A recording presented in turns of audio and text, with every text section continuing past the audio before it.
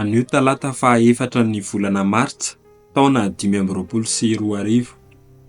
Evanjely masina nosoratan'i Marka, lalaina tao amin'ny toko 10, andininy 20 ka hatramin'ny faraka amby 30. Azo zatoeny ianareo amin'ity fiainana ity, na dia anatin'ny fanenjehana aza, ary ny fiainana mandrakizay any amin'ny ho avy. Tamin'izany andro izany, i Piera nanao tamin'i Jesoa hoe: Indro izahay efa nahafoy ny zavatra rehetra ka nanaraka anao.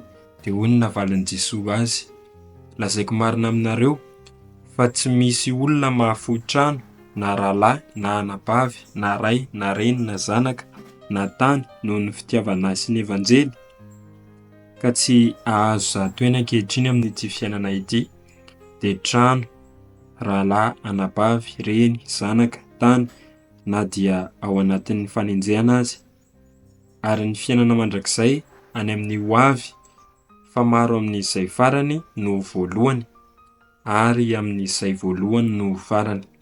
Izany ary ny tenin'ny Tompo, derany ho anao ry Kristy.